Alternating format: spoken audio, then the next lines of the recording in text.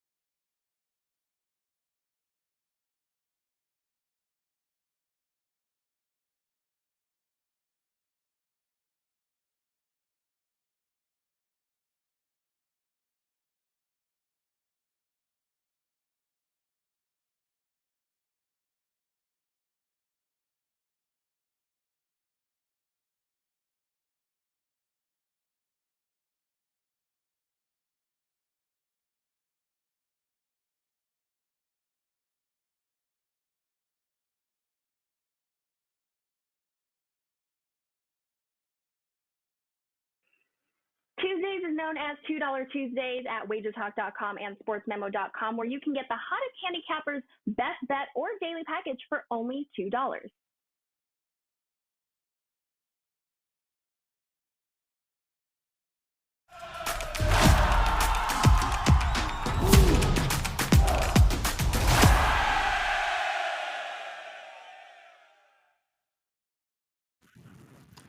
Welcome, MLB First Pitch, Tuesday, July the 12th, and we are live here on Wager Talk TV as we are every Monday through Friday, 1:45 Eastern, 10:45 a.m. Pacific, and of course archived 24/7 for your viewing pleasure right here on the channel. And don't forget about the podcast versions as well, as your favorite podcast app allows you to listen to Wager Talk TV anywhere you are on a daily basis. I am Steve Merrill, filled in for Drew Martin, and I'm joined by two of the best baseball handicappers around at wagertalk.com.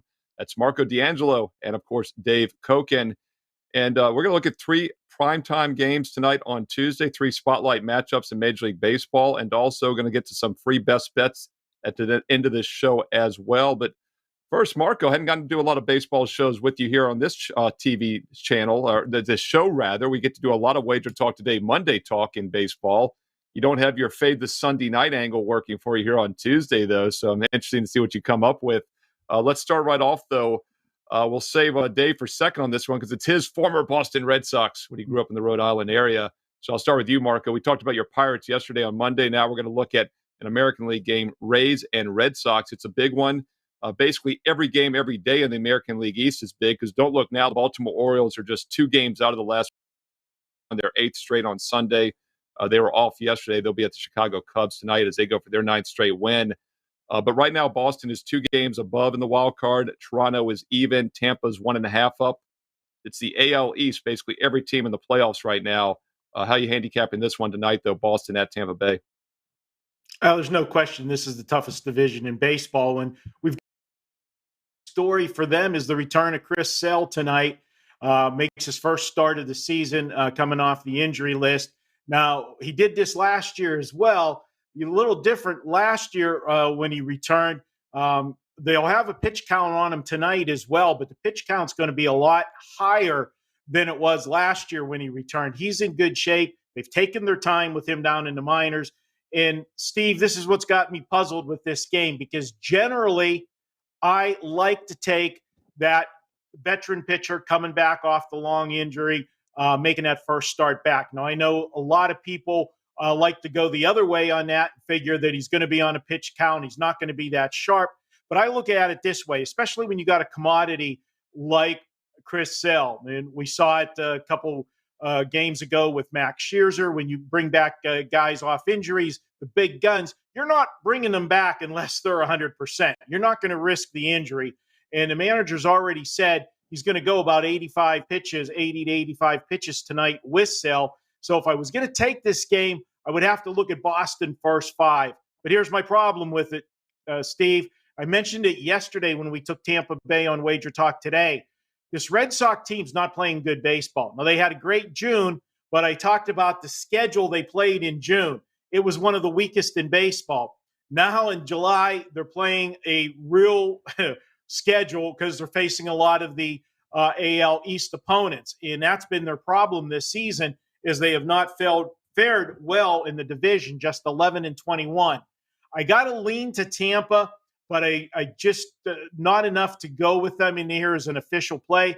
But if I was going to take Boston, I would consider it first 5, or I might even consider the under first 5 in this one because I do think Sale's going to pitch well.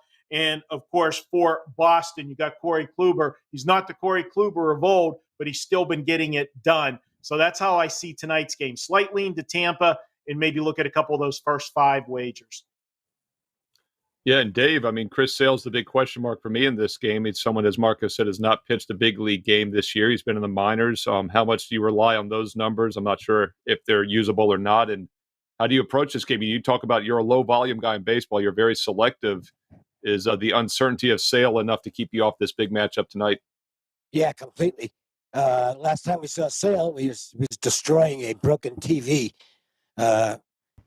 which went kind of viral as he exited the game for the Woo Sox. I have no idea whether Chris Sale is Chris Sale or a semi-version of Chris Sale at this point. It's not like he was great last year when he came back. And I think there's some real question marks as to how effective he's going to be. Devers is back in the field tonight for Boston. That'll help them. Tampa Bay is battling a ton of injuries right now. I think the Rays caught the Red Sox flat last night with Boston coming out of the Yankees series, which was pretty exciting. I don't know what to do with the game. And I'm not going to give an idea either way because I'm putting money on something I wouldn't touch with a 10-foot pole. Yeah, once again, the great about baseball handicapping is you get a full NFL Sunday basically every day of the week, 14 to 15 games, and you can pick your spots. And one of the reasons Dave Koken has made a lot of money in baseball over the years is because he is selective and he isolates spots where he finds edges. And a lot of uncertainty with Sale tonight. Marco's talking about the first 5 in that game as his pitch count's going to be around 80 or so.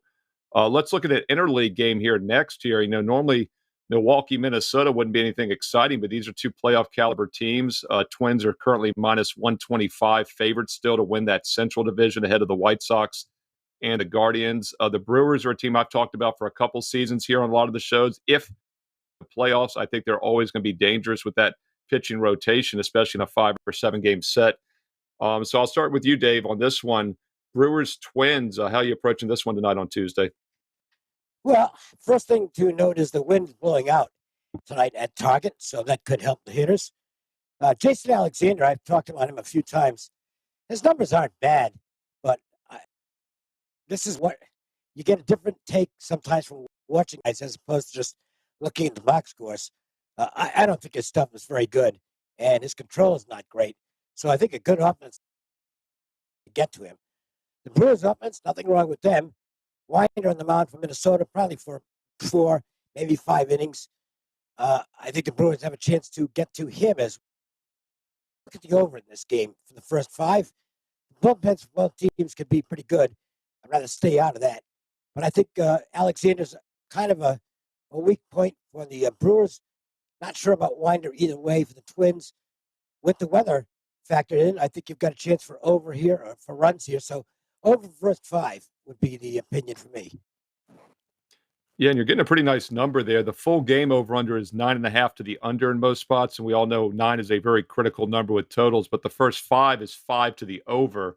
So you're staying on that key number of 5 versus 9.5 for the full game. So that's another reason to maybe look at the first 5 over 5 instead of over 9.5 for the game. That's Dave Koken, WagerTalk.com. And, of course, you can find Marco D'Angelo also at WagerTalk.com. And a quick reminder, the rest of July, starting today, every daily best bet is half price, 50% discount for all best bets, every capper, every day for the rest of the month, starting today at WagerTalk.com. 50%. It's a buy one, get one free, 2-for-1 combo special. Pick and choose numerous cappers, myself, Steve Merrill, Dave Koken, Marco D'Angelo, and everybody else on the roster there at WagerTalk.com. And Marco, I want to get your takes also on this Brewers-Twins game. Minnesota's obviously having a nice season, very capable offensive team.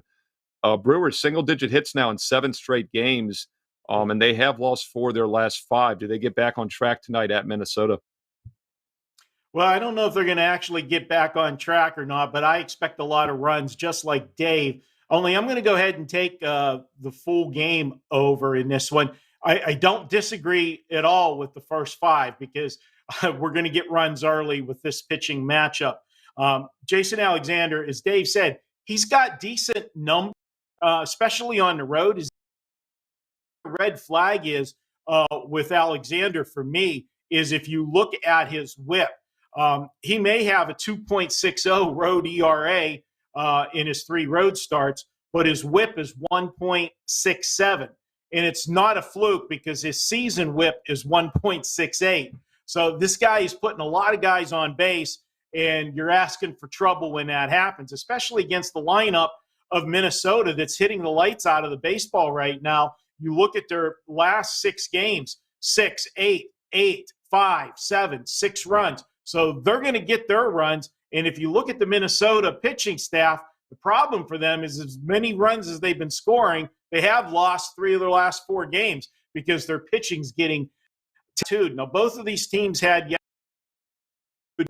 figure all be on as far as both bullpens go, but I'm not really sold on them. And I know when we talk about Milwaukee and coming into the season, but it hasn't been of late. And as I said, Minnesota's been getting torched. As many runs as they're scoring, they're giving up just as many, 5, 9, 6, 9 in the last 4. So over 9 for me in this one, or excuse me, 9.5. And I agree with Dave as well. First 5 is a good wager on the over as well. Yeah, and don't forget, shop around. I mean, that over-under, as I mentioned, is 9.5 to the under. But checking the Wager Talk live odds screen right now, which, by the way, is free for everybody at WagerTalk.com. I might see some 9s to the over by first pitch tonight. So I would probably wait on that over if you're playing the full game and maybe try to get that key number of 9 if it does drop at some books. Quickly in the chat, and once again, thanks to all the live viewers. We're live every day around 1:45 Eastern here. We appreciate the support in the chat. I got some people asking about the meeting. Forgot to mention it today on the show. That, of course, is in Las Vegas at the Westgate, August 19th to the 21st, Friday through Sunday. That also coincides with the Westgate Super Contest weekend. We have a full page of details on the web at shortcut code WT.buzz/MG for meet greet, WT.buzz/MG. And also you can find it on the Wager Talk News tab, which I recommend checking out. There's daily articles from numerous baseball matchups, home run props, strikeout props, That Wager Talk News tab is on the top of the WagerTalk.com homepage, and there's a few promo codes left for the $45 special rate for the West rooms each night. Check that out, wt.buzz/MG, August 19th to the 21st in Las Vegas. And Marco, I know you and Dave will be out there because you're in Vegas. I'll be traveling cross-country to be in your neck of the woods. Look forward to catching up with everybody. I want to get your thoughts on one more game here before we get to best bets. And, about a month or two ago, this would have been a huge game. We would have had two division leaders, the Astros at the Angels, that is. Angels decided not to make that happen after being a 27-7 first-place team. They lost 14 straight at 18 out of 20 right after that. This is a team that's now overall on an 11-32 run their last 43 games. With that said, they're only a slight home dog tonight. Now, on the surface, obviously, it looks too easy, right? Houston here has all the edges, at least in the immediate future and the recent past. But Syndergaard's been pretty tough at home tonight, and that's why we see the Angels. I know you're a contrarian guy. Are you going to take a contrarian approach to this game, Marco?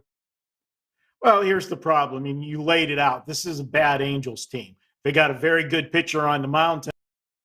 If you don't have any runs, you're not going to win any games.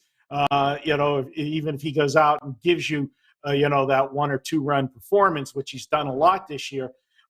He's got, a solid ERA on the season, and yet the Angels are only 5-8 in his starts. Obviously, 5-8 with him is a lot better than what their season number is. But you're getting an opportunity to get a Houston team, and we talked about this a couple times. When the Yankees have been a small road favorite, how often are you going to ever get the Yankees in that position? I just can't trust the Angels. If I was going to play the Angels, and I'm not, I'm going to take Houston.